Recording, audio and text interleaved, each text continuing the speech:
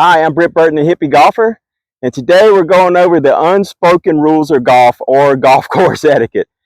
This stuff, for some reason, has been forgotten over recent years. I was going to be direct, straight to the point. If you don't know, I've been in the golf industry for many years, played tournament golf all over the country. So I've done everything from being a superintendent, bag room, pro shop, you name it. The only thing I haven't done is work in the kitchen, so I've seen it all. I've raked bunkers, you name it. All right, so here we go. All right. So when do you show up to your tee time? Let's say your tee time is 8 o'clock in the morning, okay? Do not show up at 8 o'clock, 7:58, all right? Show up at least 15 minutes early, okay? And this goes for private clubs, public courses, resort courses, you name it. Show up no later than 15 minutes prior to your tee time, okay? This is going to give you time to go and check in. This is going to give you time to talk to everybody, check your outfit, look good. Okay, and check your clubs, hit a couple balls if you want to, okay, and get all your snacks, your drinks, and everything, okay? The starter is going to call you to the tee 3 minutes before your tee time, okay? So if your tee time's at 8 o'clock in the morning, your ball, the first ball of your group, needs to be in the air off of the number one tee at 8 o'clock in the morning. So 8 o'clock in the morning tee time does not mean, oh, I'm going to go hit some balls real quick about 7:59. I'm going to go get a drink. I got to go to the bathroom. No, first ball's in the air at 8 o'clock. 8 o'clock in the morning, first ball in the air, okay? I mean, come on, we all do that. I mean, let's have fun, all right? Now, once you're playing, you make a divot on the tee box. Par 3, par 4, par 5, whatever. Do you feel the divot on the tee box? Yes, you absolutely feel that divot on the tee box. Do you feel the divots in the fairways? Oh, yeah. Do you feel the divots in the rough? Yes, please. Okay.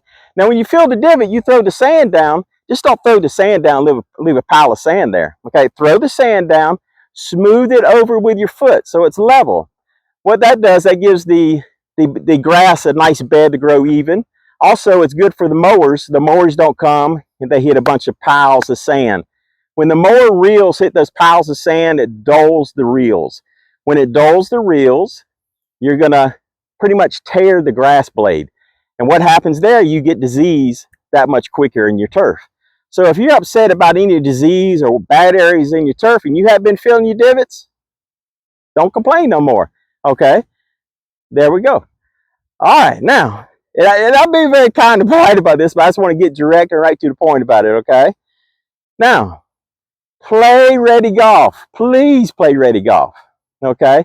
What ready golf is, if you get to your ball, okay, and you're on the left side of the fairway and your partner's over here on the right side of the fairway, he's not ready yet, he or she's not ready yet, you're ready to go, hit your ball, okay? Ready golf, hit your ball.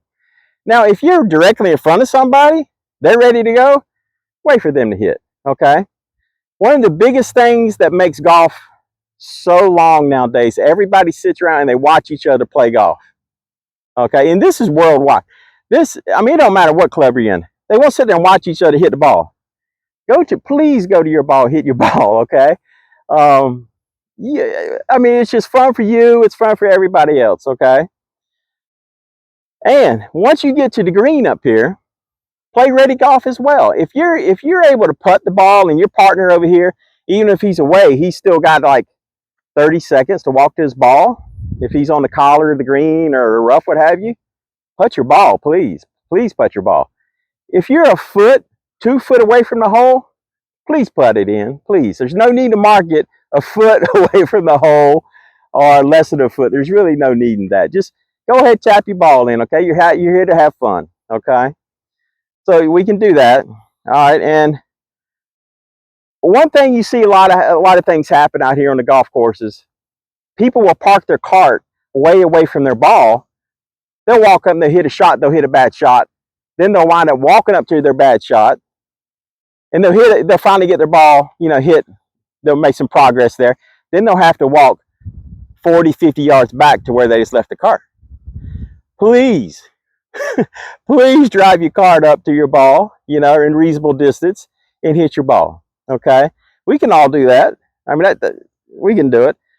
Bunkers, raking bunkers. Please rake the bunkers. It's not only for you, but it's for everybody else as well, okay?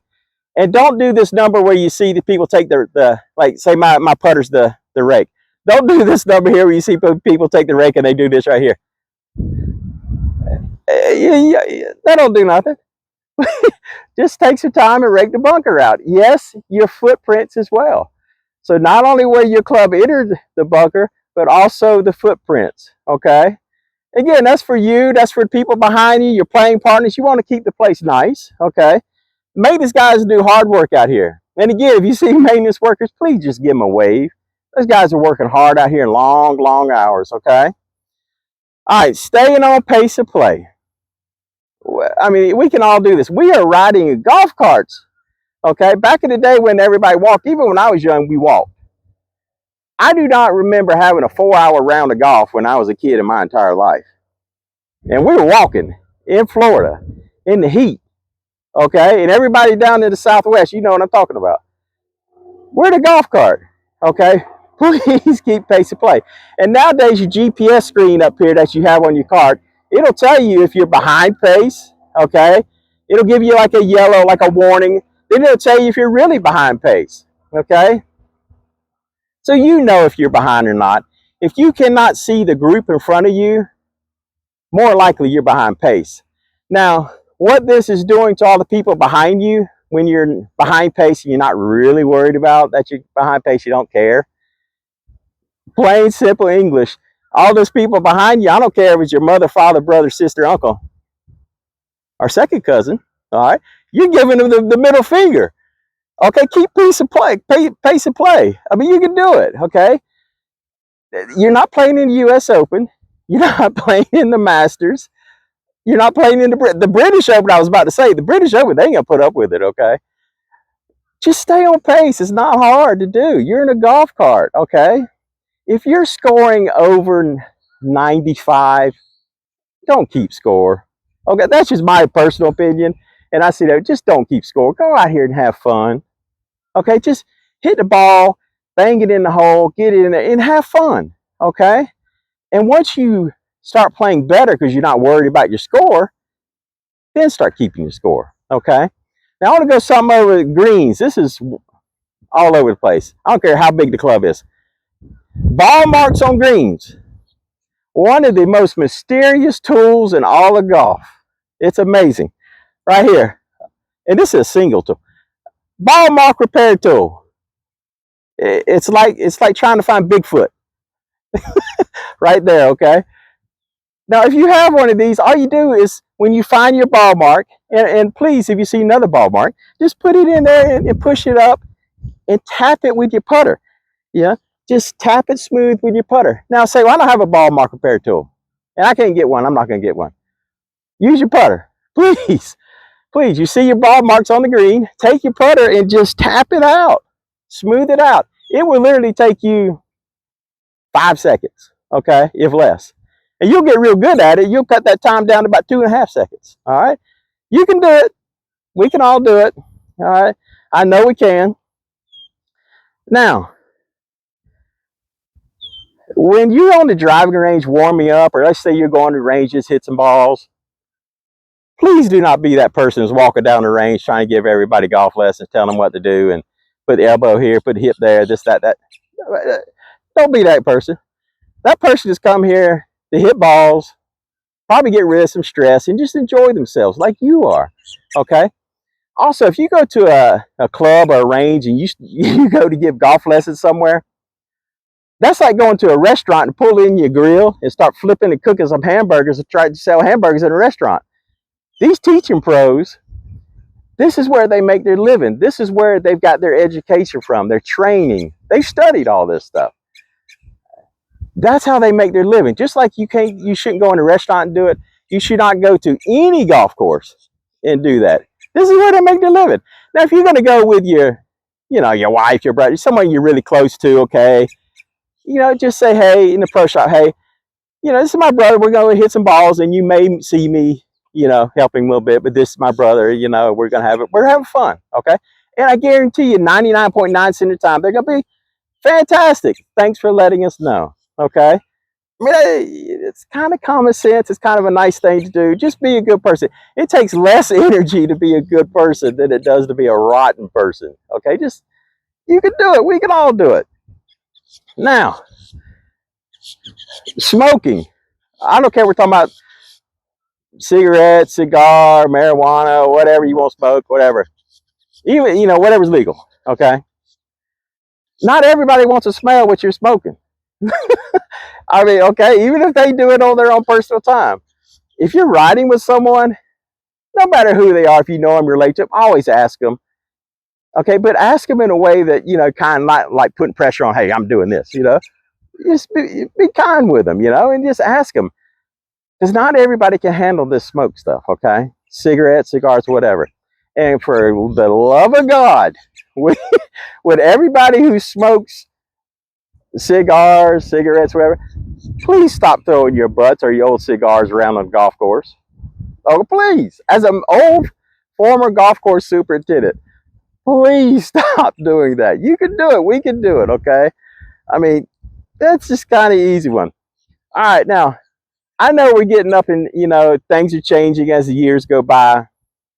Do you need to wear shoes? Yes, you need to wear shoes. Can you wear flip-flops? No, you cannot wear flip-flops. Do I need to wear a shirt? Yeah, you got to wear a shirt, okay? All right, tank top. No, you can't wear a tank top, okay? Go wear a tank top, I don't know. Play something else. It's golf. You need to wear, collared shirt. Okay, that rule is starting to bend a little bit, but most clubs are still going with a collared shirt. Most clubs are still going with your shirt tucked in. That'll change over time, but right now we're not there, okay? So just respect, the place you're playing, okay? We can do that. All right, next one here, okay? And you can tell I've been a starter. This is where I'm, been in the industry for many years. This is where I've seen all this stuff and much more. Music. Much as I may love your music and your partners may love your music, two holes over, they may not love your music. They don't want to hear your music. The neighbors over here, they don't want to hear your music. They were trying to watch TV or something. Who knows what they're watching? It doesn't matter. They don't want to listen to your music. Turn the volume down to a level for you guys, not the whole golf course, okay? We can do that. That's a simple one. I think we can all understand on that one, okay? Now the yelling, the cursing, even if it's, in a different, I live in South Florida, a little Spanish, I speak a little Spanish, okay? Even if it is Dutch, whatever you're speaking, don't be yelling and screaming and cussing at the top of your lung, okay? Again, you're not playing the U.S. Open. This ain't the Ryder Cup. Thank God. By the way, anybody who did that in the Ryder Cup, shame on you. My God, man. Come on. All right. Just, keep all that yelling and screaming and cussing down for yourself or the people you ride around, okay? We can do that. That's just self-respect. All that does is make you look bad. Am I right? Come on, yeah. All right. Now, I would say this golf has come a long ways, but in some ways we have regressed. But we can get this back to better. Is it okay to get in a fight with someone verbally or physically on the golf course? Absolutely not. Okay? However someone acts on the golf course, whether it be with their conduct, if they're cheating, if they're stealing, however someone acts on the golf course is how they act in real life. That is what they and who they are. If someone's cheating, you see him cheat, say you're playing the tournament, they're cheating, my God, don't do business with him. But he's going to cheat you, okay? If he's paying someone to drop balls, caddies, whatever, my God, don't trust him, don't do business with him. However someone acts in a golf course is how they act in real life. There's your telltale sign. Okay, so we're all out here to have fun. We want you to have fun, okay, and have a great time. And for anybody's watching this that's a starter or a ranger or works in a pro shop, this goes on you as well. There's no need to be rude and disrespectful to the people come playing your course. They're here to have a great time as you want them to have a great time, okay? But as golfers as well, we need to remember we want everybody to have as good a time as we're having the people behind us, okay? So do all the things we talked about, please, with a divot, you name it. And I'm sure I forgot something here, but you know, it's just common courtesy for us all. We can all do this, okay? And by God, we're in golf carts nowadays, right, baby? All right, and as always, if you like what I had to say, I make you laugh, please subscribe to my channel. Check out my videos. I have tons of videos. There's like over, I think like close to 2,000 now. I got tons of videos, okay? I've been in the industry for a very long time now. It's a great game to get your kids into, okay? And it's just fantastic. Here's another one. If you're a beginner golfer, try not to book your tee times in the busiest points of the day, which would be the morning, mid-afternoon. If you're a straight up beginner golfer, make your tee times in a later afternoon, okay? And as always, please be kind to yourself, kind to everybody else, and have a great time and a great life, okay, baby? All right, take care. We'll see you next time. Take care. Bye-bye.